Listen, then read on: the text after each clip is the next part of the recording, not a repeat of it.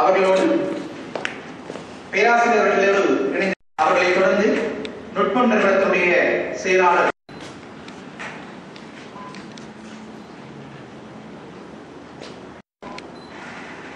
மேலும் எங்களுடைய நிகழ்வுக்காக தங்களுடைய அந்த பண்பாட்டுக்கு இணைந்த இப்பொழுது வரவேற்புரையை வழங்குவதற்காக விடுகின்றோம் என்கின்ற ஒரு தப்பான அபிப்பிராயம் அவரிடம் இருக்கின்றது.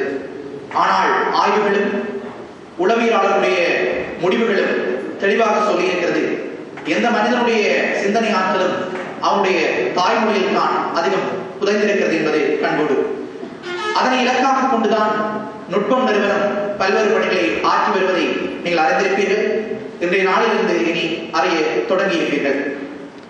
பாரதியார் சொன்னார், புத்தம் புதிய கலைகள் பஞ்சபூத செயல்களின் நுட்பங்கள் கூறும் மெத்த வளர்ந்து மேற்கே அந்த மேன்மை கலைகள் தமிழில் இல்லை. சொல்லவும் கூடுவதில்லை அவை சொல்லும் திறமை தமிழ் மொழிக்கு இல்லை. மெல்ல தமிழின் சாகம் அந்த மேற்கு மொழிகள் புவிமிசை ஓங்கும் என்ற அந்த பெயரை சொன்னான் என பாரதி ஆதங்கப்படுகின்றான். தமிழ்தாயினுடைய ஆதங்கமாக பாரதி பகிர்ந்து கொள்கின்றான். இந்த வசை மொழி எனக்கு எதிரில்லாமோ என தமிழ்தாயின் பொருளாக எங்களை பார்த்து சொன்னான். சென்றடிமை இரட்டத்திற்கும் கலை செல்வங்கள் யாவும் கொடந்திங்கு சேர்ப்பேன். இந்த சிந்தனையை செயலாக்குவதற்காக நுட்பம் நிறுவனம் உழைத்துக் கொண்டிருப்பதை நீங்கள் அறிந்திருக்க வேண்டும். அந்த வகையில் இன்றைக்கு நடைபெற இருக்கின்ற இந்த தகவல் தொழில்நுட்ப மாநாட்டிலே நுட்பத்தினுடைய 2013வது மாநாட்டிலே கலந்து கொண்டிருக்கக்கூடிய உங்கள் அனைவரையும் அன்புரிமையோடு வரவேற்பதில் மகிழ்வடைகின்றோம்.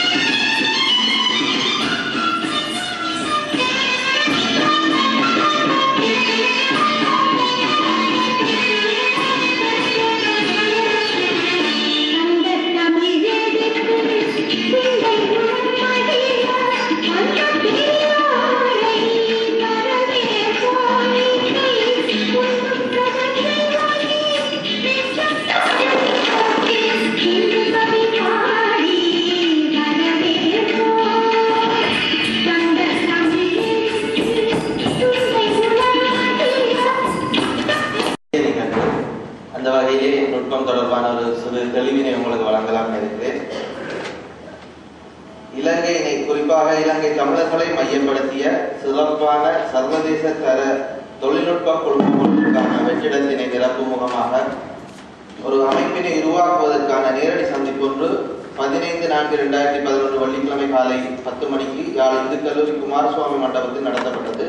வெளியாக்கப்பட்டு அமையத்தின் உபவிதிகளின் முன்வரைவு உருவாக்கப்பட்டு மீண்டும் 15/5/2011 ஞாயிற்றுக்கிழமை காலை 10:30 மணியளவில் கூடிய ஆரம்ப உறுப்பினர்கள் அமைய உபவிதிகளை நிறைவேற்றியதன் மூலம் அமையம் அங்குரார்ப்பணம் செய்து வைக்கப்பட்டது.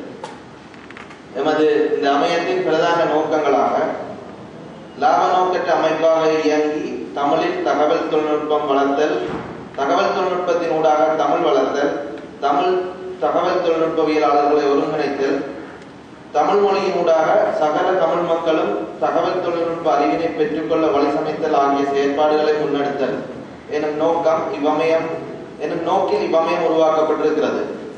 உறுப்பினர் I have one apology at the beginning. I cannot speak in Tamil, so I will speak in English.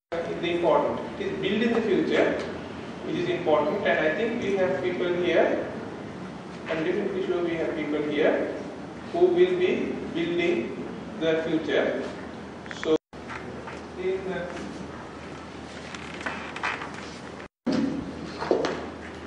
okay. The first one was at the central bank, and